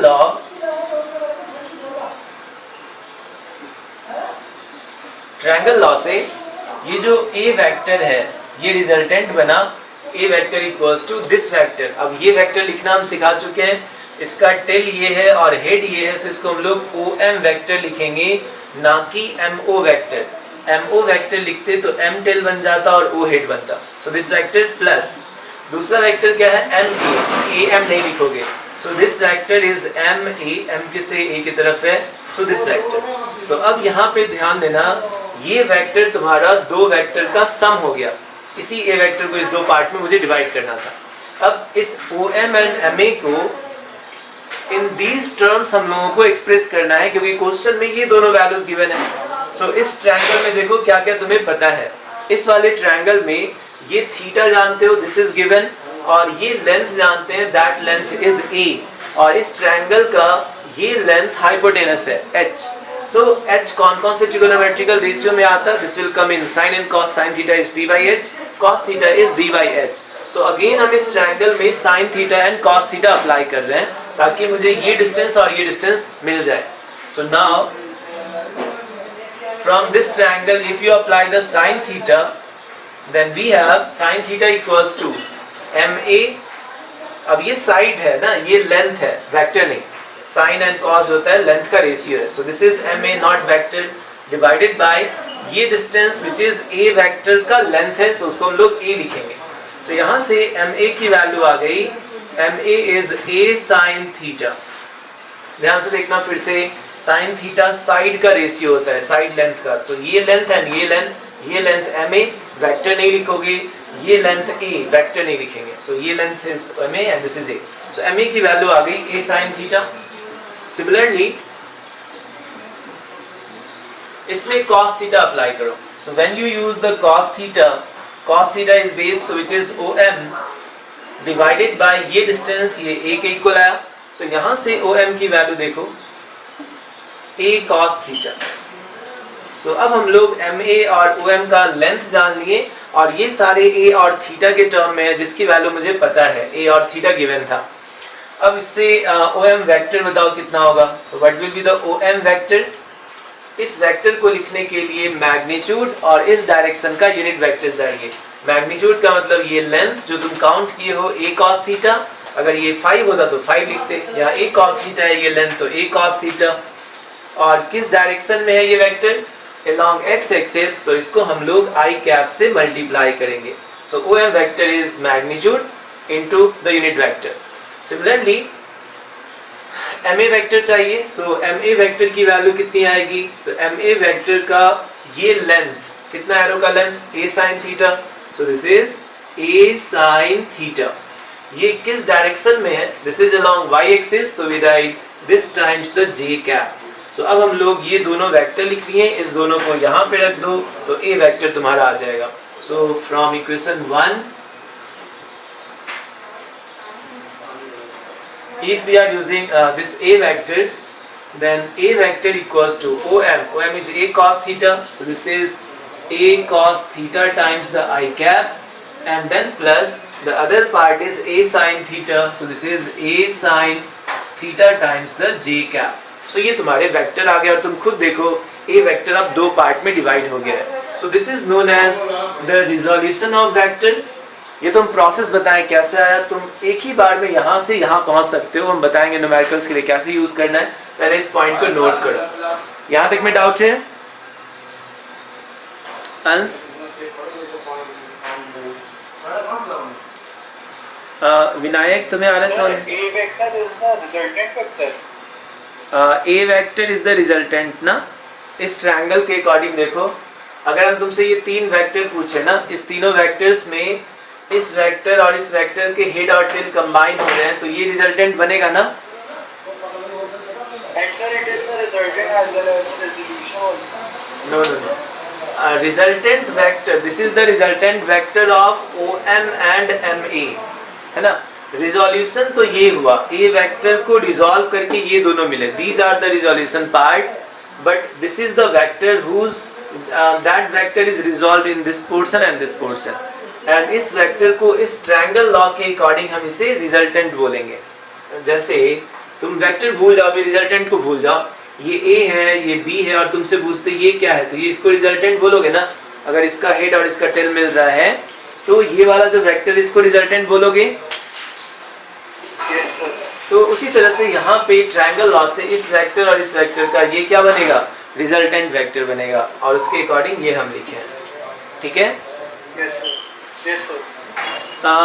अंश तुम्हें आया समझ में? अंश तुम्हें आवाज आ रही है?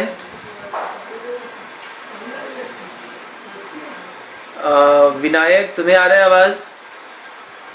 Yes sir. अंश की आवाज नहीं आ रही.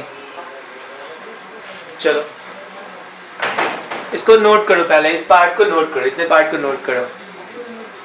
हम लोग Sir, derive करने के लिए आ सकते हैं?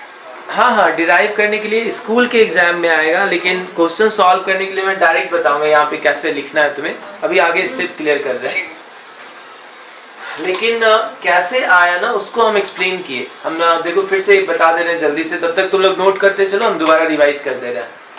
जिस वेक्टर को तुम्हें ब्रेक करना है, रिजोल्यूशन का मतलब था ब्रेक करना, है ना. और ब्रेक करने का मतलब था हम यहाँ पे क्या करेंगे, इस वेक्टर को दो वेक्टर के सम के फॉर्म में लिखते. इसलिए यहाँ पे हम यहाँ से परपेंडिकुलर ड्रॉ किए, एक ये आया एरो और एक ये एरो आया.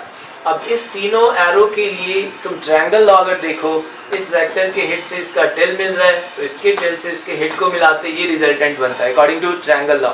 सो ये ए इस वेक्टर और इस वेक्टर का सम आ गया. सो ये वैल्यू आया. अब हमें इस वैल्यू को कैलकुलेट करने के लिए ये और ये चाहिए, और तुम्हें क्वेश्चन में ए और थीटा ये वैल्यू गिवन है. तो हम कर क्या रहे हैं, इस ट्रायंगल में ये डिस्टेंस मालूम है जो कि हाइपोटेनस है h. तो इस h के अकॉर्डिंग साइन थीटा में h आएगा और cos थीटा में h आएगा. Sine theta is p by h, cos theta is v by h. So इस ट्रायंगल में हम sine theta and cos theta apply किए. Sine theta is this upon this, तो ये लिख के यहाँ से ma आ गया. cos theta is equal to om upon a, so cos theta से ये वैल्यू आ गया. अब जब ma वैल्यू निकाल लिए कि ma जो है वो a sin थीटा है, तो ये वेक्टर कितना होगा? तो वेक्टर के लिए मैग्नीट्यूड और उस डायरेक्शन का यूनिट वेक्टर चाहिए. ये y के लॉन्ग है तो j से मल्टीप्लाई किए, ये x के लॉन्ग है तो इसको i से मल्टीप्लाई किए. अब इन दोनों वैल्यू को यहाँ पे रखे तो तुम्हारा ये वैल्यू आया है. ठीक है, इसको नोट करो, जल्दी लिख लिए. अंश अब क्लियर हुआ या मैं दोबारा एक्सप्लेन करूं? आवाज आ रही है अंश तुम्हें? क्लियर है ना? चलो अब हम लोग इससे आगे ध्यान से देखना. ये जो तुम्हारा अब ये दो पार्ट तो आ गया, अब इसी को हम छोटे फॉर्म में लिख रहे हैं. देखो इस a cos थीटा को ना हम लोग ऐसे लिख देते हैं, दिस इज ax. इसको सिंबॉलिकली हम लोग ax लिख रहे हैं. a इसलिए यूज कर रहे हैं क्योंकि ये a का पार्ट है और x ये बता रहा है कि this is along x axis. i cap का मतलब क्या होता है? x के अलोंग. सो इसको हम लोग बोलेंगे ax. और लैंग्वेज में अगर बोलोगे कि ax है क्या, तो इसको कहते हैं this is x component. Component मतलब पार्ट है ना. This is x component of a vector. Similarly ये वाला जो पोर्शन है ये भी a का पार्ट है, a का दूसरा पार्ट है. इसको हम लोग बोलेंगे a एंड y. y बता रहा है कि this is along the y axis. So इसको हम लोग लैंग्वेज में लिखेंगे y component of a vector. So ये तुम्हारा x कंपोनेंट है, इसको y कंपोनेंट. अब जैसे इसको शॉर्ट फॉर्म में लिख रहे हैं तो मेरा वेक्टर क्या आ जाता? देखो a vector is equals to, इसके जगह पे ax लिख लो तो ये आ जाता axi एंड प्लस इस टर्म के जगह पे ay लिख लो तो वी राइट ayj. सो वेक्टर तुम्हारा इस फॉर्म में आ गया. और देखो a वेक्टर दो पार्ट में डिवाइड हो गया. एक पार्ट ये है, दूसरा पार्ट ये है. ये x कंपोनेंट और ये y कंपोनेंट, मतलब x डायरेक्शन का कंपोनेंट एंड y डायरेक्शन का कंपोनेंट. तो अब तुम्हें वेक्टर रिप्रेजेंट करने का दो तरीका मिला. अभी हम पहले इतना नोट करो सही से. दिक्कत है कहीं पे? कंफ्यूजन नहीं होना चाहिए ना. नोट करो, फिर से हम तो तक बता दे रहे हैं. वेक्टर को ब्रेक करना था, रिजॉल्व का मतलब ब्रेक करना हुआ. ब्रेक करने के लिए इसको ट्रायंगल लॉ यूज करोगे और ट्रायंगल लॉ से कैसे कैसे ये डिस्टेंस निकालें वो बताएं. और इस टर्म को हम ax मान ले रहे हैं, इस टर्म को ay मान ले रहे हैं सिंबॉलिकली.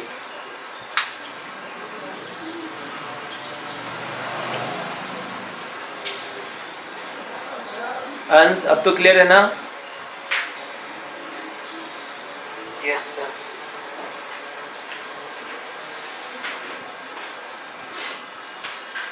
नोट कर लिए इस साइड, इसको रब करूं. Yes sir. देखो अब ये चीज ध्यान रखना, हम तो रब कर रहे हैं, तुम लोगों की कॉपी में होगा this om was a cos theta. ये ध्यान रखना.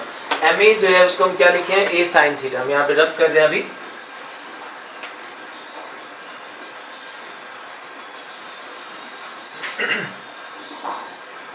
एंड ये प्रोसेस याद रहे या ना रहे, अभी आगे के जो पॉइंट्स बताएंगे डायरेक्टली तुम ये लिख सकते हो, वो आगे बताते हैं. इस टर्म में वापस हम इस डायग्राम पे आते हैं. तो तुम लोग दोबारा से इसको इसके बाद दोबारा लिखोगे. ये तुम्हारा a वेक्टर था एंड यहाँ से परपेंडिकुलर ड्रॉ किए थे. ये m है, वो o है और this point is a. This om जो कि a cos थीटा आया था, अभी हम बोले थे om को a cos थीटा बोल रहे हो.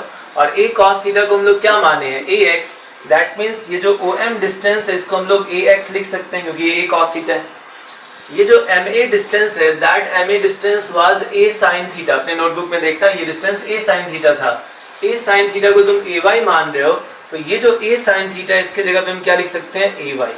तो अब हम ये डिस्टेंस ax बोल रहे हैं, ये डिस्टेंस ay बोल रहे हैं. तो ये डिस्टेंस कितना होगा? ये डिस्टेंस पाइथागोरस थ्योरम से ये जो a है, a तो वेक्टर था, इसका लेंथ मतलब मैग्नीट्यूड हुआ, ये equals to under root of this square and plus ay square. तो ये तुम मैग्नीट्यूड निकाल लिए. दूसरा ये एंगल थीटा देखो कितना होता इस ट्रायंगल से. tan थीटा की जब वैल्यू निकालोगे then this tan theta equals to ay by ax, so this component is ay divided by ax. तो अब तुम्हारा वेक्टर इस फॉर्म में अगर है तो इस फॉर्म से तुम मैग्नीट्यूड एंड डायरेक्शन इस फॉर्मूले से निकाल सकते हो। तो इस वेक्टर को अगर तुम ऐसे रिप्रेजेंट करते हो तो इसका मैग्नीट्यूड इस फॉर्मूला से i कंपोनेंट का whole square and j component के होल स्क्वायर का अंडर रूट इसका मैग्नीट्यूड दे देगा। और एंगल कितना होगा, तो tan theta equals to y component यानी ay divided by the x component that is ax। तो ay बाय ax एंगल को बताया और इसके स्क्वायर का अंडर रूट जो है वो मैग्नीट्यूड को रिप्रेजेंट कर रहा है। तो इस एग्जांपल से पहले वेक्टर्स कैसे लिखे होते थे, तुमको हम ऐसे बोलते थे कि 2 न्यूटन का फोर्स लग रहा है इधर at an angle of 60 degree. तो हम यहाँ पे नंबर्स ऐसे बोलते थे, नंबर्स दे दिए और दूसरा एंगल दे दिए। अब तुम्हें वेक्टर ऐसे भी तुम्हें मिलेगा, है ना। तो अगर ऐसे वेक्टर तो इससे हम ये दोनों निकालते हैं। एक एग्जांपल बताते हैं, जैसे देखो तुमसे कहता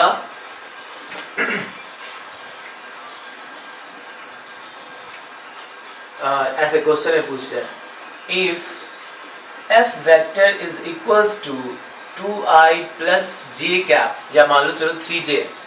तुमसे कहा what is the magnitude of this vector, find magnitude of this vector. इस वेक्टर का मैग्नीट्यूड क्या होगा ये निकालो। तो वेक्टर्स के पास दो ही चीज थे, मैग्नीट्यूड एंड डायरेक्शन, वो तुम्हें निकालना आना चाहिए। तो अगर वेक्टर ऐसे है और इससे तुम्हें मैग्नीट्यूड पूछा तो ये i और j के फॉर्म में है, तो मैग्नीट्यूड इसके लिए कैसे निकालते हैं, इस फॉर्मूला से। So under root what is the i component is 2, so 2 whole square. j component is 3, यहाँ j कंपोनेंट था इसका whole square, so j component is 3, so 3 whole square. So you get under root of 4 plus 9, under root 13 is the magnitude of this force. So magnitude इतना है। Second पूछते कि कितना angle बना रहा है ये वेक्टर x एक्सिस के साथ। यहाँ ध्यान देना, यहाँ जो a वेक्टर है उसका एंगल किसके साथ माने हो, x के साथ। एंड यहाँ से जो एंगल निकला that is the angle with x axis. तो यहाँ से जो हम लोग tan थीटा कैलकुलेट कर रहे हैं इस वाले के लिए, tan थीटा कितने के इक्वल आएगा, tan theta will be y component which is 3ay divided by x component that is 2, so tan theta is 3/2। so इससे एंगल आ गया और इससे मैग्नीट्यूड आ गया। कंफ्यूजन है कहीं पे? वंस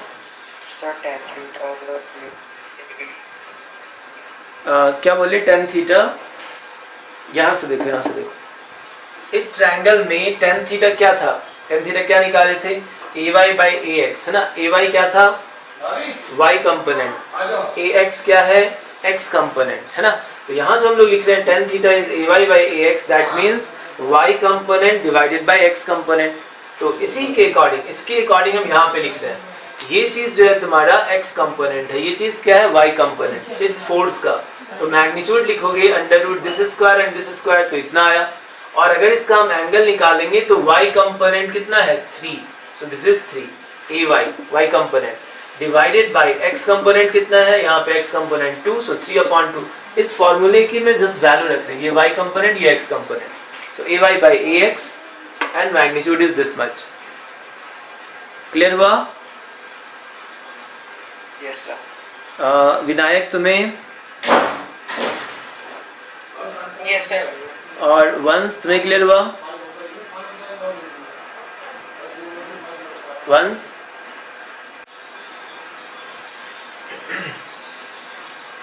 अब डायरेक्टली हम ये लिखना सिखा। सर एक मिनट नोट कर लें। ओके,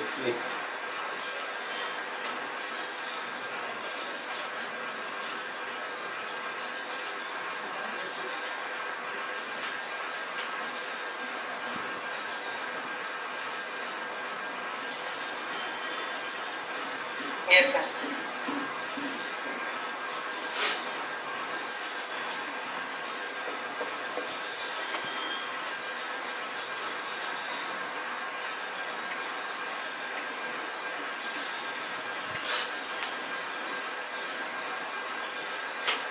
तो अब इससे आगे के पॉइंट्स नोट के अंदर लिखो और मेन तुम्हें ये चीज आना चाहिए। अब तुम डिराइव करके बता दिए कैसे आया, अब ध्यान देना उसी रिजल्ट को जो अभी डिराइव किया उसको पहले हम लिख रहे हैं और उसको मेमोराइज करवाएंगे कि किस तरह से तुम्हें याद रखना है। ध्यान दो, ये ए वेक्टर था, ये एंगल थीटा है, तो हम लोग किए क्या, कंपोनेंट निकालने के लिए यहाँ से परपेंडिकुलर ड्रॉ किए और एक वेक्टर हम ये माने और एक वेक्टर ये माने थे। ये कंपोनेंट जो निकाले थे ये a cos थीटा आया था, पीछे भी कॉपी में देख सकते हो। ये कंपोनेंट जो आया था that was a sin theta आया था। अब हम लोग कर क्या रहे हैं, ये जो तुम्हारा एरो है ना, वेक्टर्स था, वेक्टर को हम शिफ्ट कर सकते हैं। सो इस वेक्टर को y एक्सिस पे शिफ्ट कर देते हैं parallelly to the y axis. जब हम इसको यहां शिफ्ट करेंगे, इस पे ध्यान दोगे जो अभी डिस्कस कर रहे हैं, ये एंगल थीटा इस साइड का, ये वेक्टर एज इट इज रहने दिए, this is a cos theta, और इसका जो दूसरा पार्ट है इसको हम लोग इस एक्सिस पे शिफ्ट कर दे रहे हैं। So this part is your a sin theta. इस एरो को यहां शिफ्ट किया तो ऐसा तुम्हें दिख रहा है। अब इस चीज को हम लर्न करवा रहे हैं, ध्यान से देखना।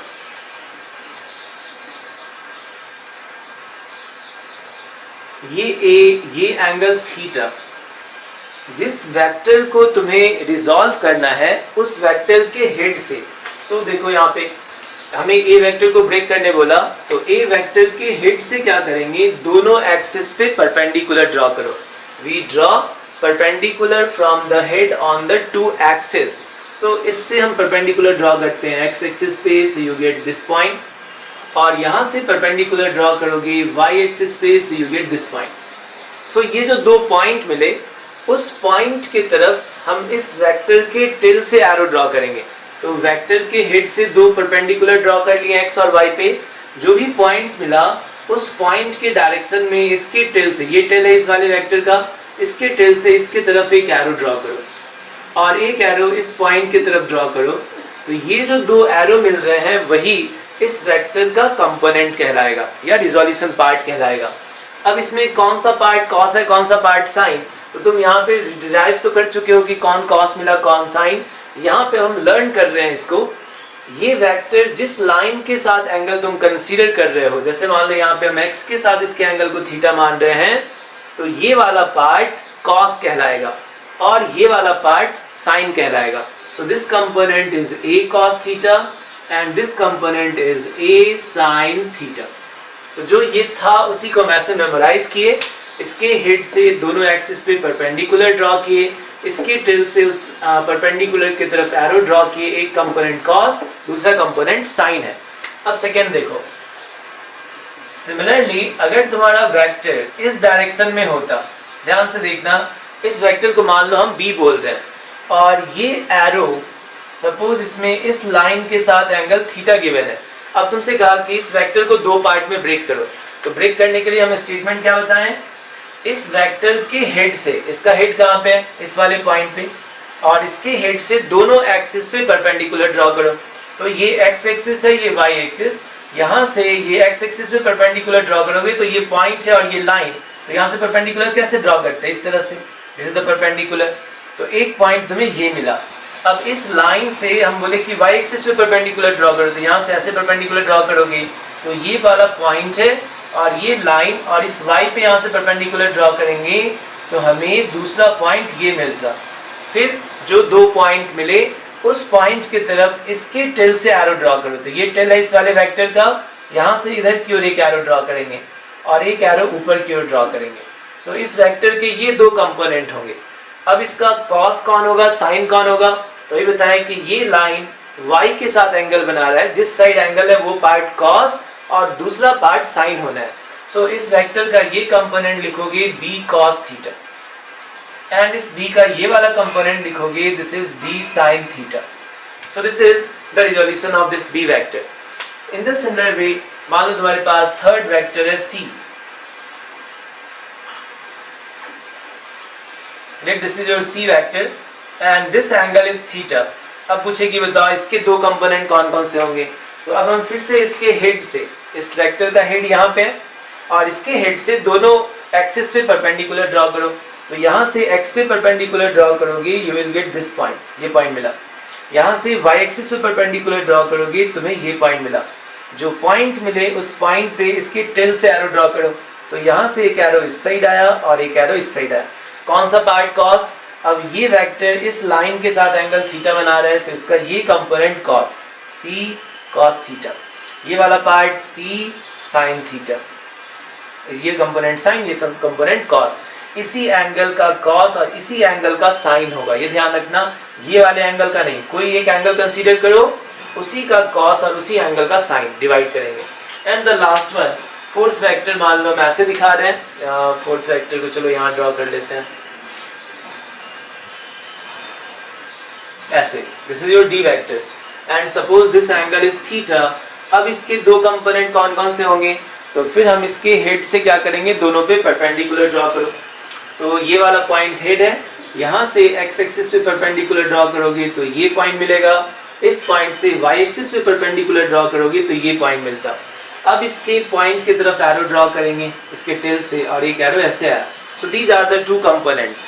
एरो भी ध्यान से देखना, टेल से उस पॉइंट की तरफ एरो ड्रॉ कर रहे हो। इस डी का ये कंपोनेंट क्या बन जाएगा, डी कॉस थीटा। ये वाला कंपोनेंट क्या बनेगा, डी साइन थीटा। सो ये दो कंपोनेंट्स आ गए। तो अब देखो डायरेक्टली हम इस पॉइंट तक तो पहुंच गए। अब इसको वेक्टर के फॉर्म में क्या लिखते हैं, तो ये ए इसका और इसका सम होना है, तो वेक्टर सम ना, ये तो मैग्नीट्यूड दिखाए, ए वेक्टर इक्वल्स टू। अब अगर इसको वेक्टर के फॉर्म में लिखेंगे तो इस वेक्टर और इस वेक्टर का सम होगा। ये वेक्टर कितना, तो मैग्नीट्यूड और यूनिट वेक्टर दिखाओगे, उसी को वेक्टर के फॉर्म में लिखते हैं ना। तो ये मैग्नीट्यूड कितना है, a cos थीटा, और ये किस डायरेक्शन में है, this is along x axis, तो इसको i से मल्टीप्लाई करोगे। देन प्लस जो दूसरा पार्ट है a sin थीटा, ये y एक्सिस के अलोंग है, तो मैग्नीट्यूड a sin थीटा आया, and direction is along y axis, तो y एक्सिस को किससे मल्टीप्लाई करते हैं, j कैप से। तो ये तुम्हारा a वेक्टर आ गया, a vector is this much. अब देखो डायरेक्टली हम उस पॉइंट पे पहुंच गए जो डिराइव कर रहे थे। तो सेकेंड वन, मान लो हम इस वेक्टर को लिखना चाह रहे हैं कि ये बी वेक्टर क्या होगा, तो ये पार्ट मैग्नीट्यूड को बता रहा है और इसको वेक्टर के फॉर्म में तुम्हें लिखना है, और वेक्टर का मतलब मैग्नीट्यूड और यूनिट वेक्टर का प्रोडक्ट, ठीक है।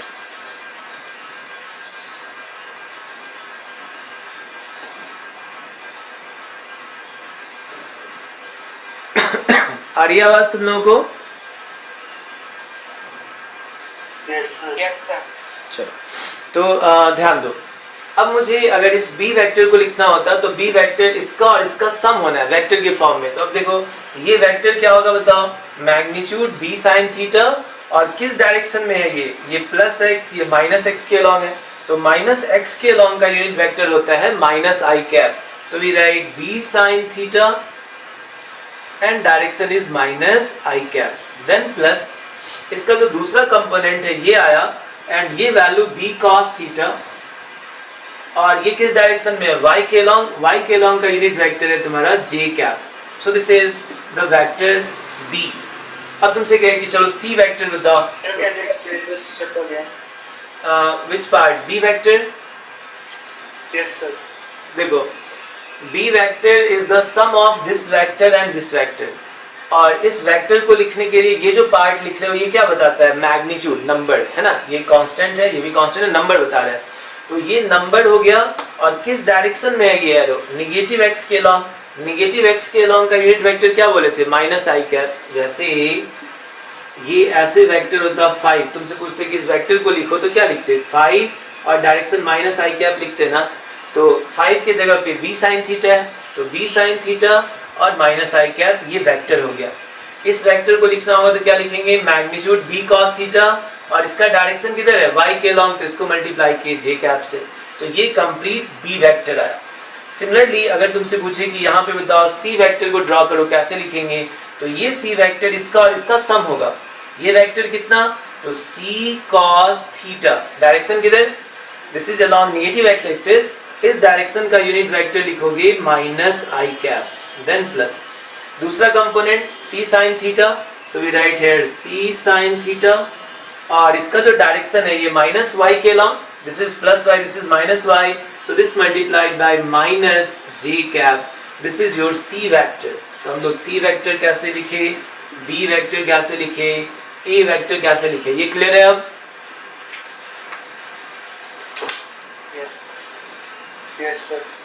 चलो अब मुझे ये बताओ, वंस तुम बोलो इस d वेक्टर को क्या लिखे, माइक ऑन करके बताओ, what will we write this d vector. Sir, we will write it as d sin theta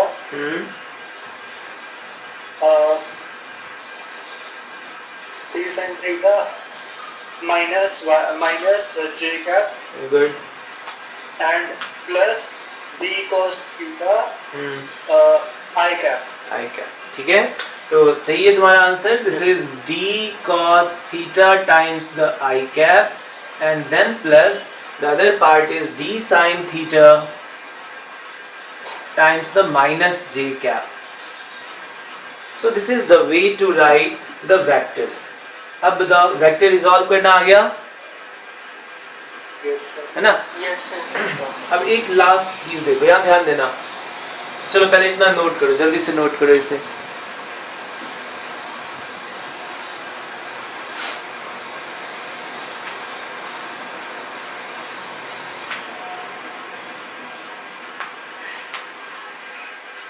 Excuse me, sir.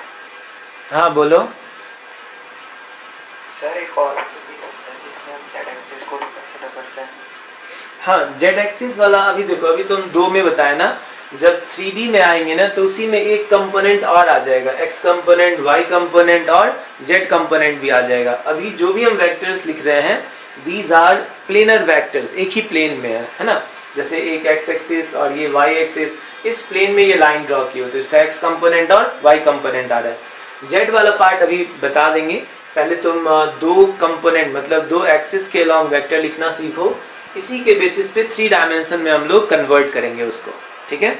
अभी पूरा एक ही साथ बता देंगे ना कि तीसरा कंपोनेंट, तो कंफ्यूज करने लगोगे। पहले दो वाला पार्ट सीख जाओ, फिर तीसरा कंपोनेंट भी हम एक्सप्लेन करेंगे, ठीक है। Okay sir. चलो, इसमें तो दिक्कत नहीं है ना, अभी जो बताया उतने में दिक्कत नहीं है। No sir. तो अब ध्यान देना, वेक्टर्स को, जैसे ये सारे वेक्टर्स क्या है ना, x एक्सिस y एक्सिस के बीच में थे, इसलिए मुझे इसको रिजॉल्व करके ऐसे लिखना पड़ा cos थीटा और sin थीटा, क्योंकि हम जो यूनिट वेक्टर जानते हैं वो किधर है। Unit vector we know about x axis along y axis और along z एक्सिस, इसके along का यूनिट वेक्टर हम जानते हैं।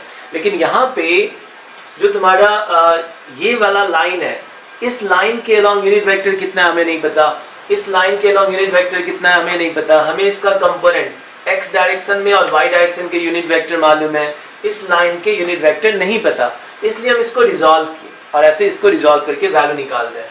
लेकिन अगर वेक्टर्स तुम्हारा ऑलरेडी एक्सिस के अलॉन्ग हो, ध्यान देना,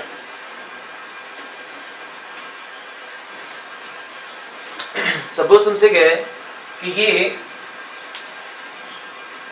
ऐसे कोई वेक्टर है इस डायरेक्शन में, ए वेक्टर, और तुमसे कहे कि इस वेक्टर को लिखो, तो इसके लिए हमें कॉस साइन लगाने की जरूरत नहीं है। डायरेक्ट हम क्या बोलेंगे, ये वेक्टर ए जो होगा, this is A into the I cap, this will be our vector. ध्यान देना, हम लोग ये बताया कि अगर वेक्टर तुम्हारा ऑलरेडी एक्स एक्सिस के अलॉन्ग हो तो हम लोग क्या लिखेंगे इसको, simple A into the I cap, magnitude is a, direction is along x axis, so we write this as the ai cap। अगर वेक्टर y के along होगा, मान लो इस साइड b वेक्टर है और तुमसे कहे कि इस वेक्टर को लिखो, तो हम लोग इसको लिखेंगे b vector equals to b and j cap. This is the way to write vectors. यहाँ पे हमें cos एंड साइन लगाने की जरूरत नहीं है।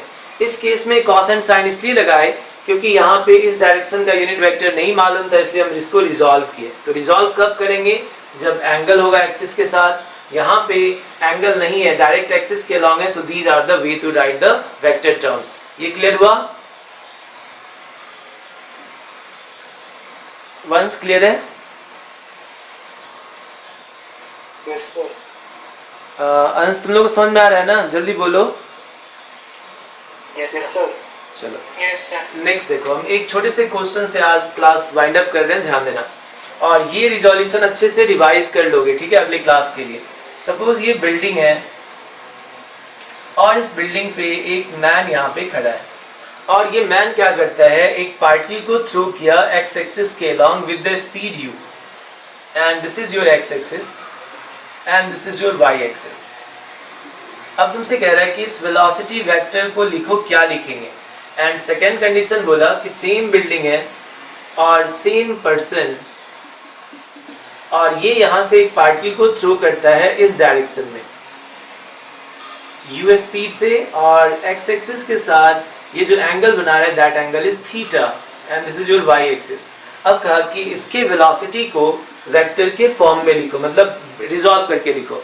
तो यहाँ क्या है ध्यान दो, जब हम पार्टिकल को ऐसे थ्रो कर रहे हैं तो ये क्या है x एक्सिस के अलॉन्ग ही था, तो मुझे यहाँ पे cos साइन लगाने की जरूरत नहीं है। सिंपल क्या लिखेंगे, मैग्नीट्यूड इज u, या u से कंफ्यूज कर रहे हो तो यहाँ पे चलो ये लिख दे रहे हैं 5 मीटर पर सेकेंड और ये वैल्यू भी मान लो 5 मीटर पर सेकेंड। अब तुमसे कह रहा था कि यहाँ पे इस वेक्टर को लिख के बताओ, तो वेक्टर को क्या लिखोगे, मैग्नीट्यूड पार्ट इज 5 और ये x एक्सिस के अलॉन्ग है तो इसको हम लोग मल्टीप्लाई करेंगे i कैप से, सो 5i cap is this vector. यहाँ पे देखो इस वेक्टर का जो डायरेक्शन है वो इसके और इसके बीच में है, तो इसलिए हमें इसको रिजॉल्व करना होगा। रिजॉल्व कैसे करते, तो इसके हेड से यहाँ पे परपेंडिकुलर ड्रॉ करोगे और एक परपेंडिकुलर यहाँ ड्रॉ करेंगे।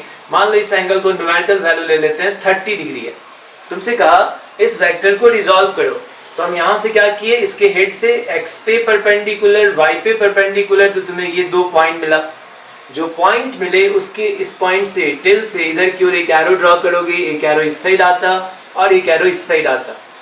ये वाला पार्ट क्या हो जाएगा, cos है ना, 5 का ये पार्ट cos, तो we write 5 cos 30 degree and इसका इस साइड वाला कंपोनेंट क्या हो जाएगा, sin, so we write 5 sin 30 degree.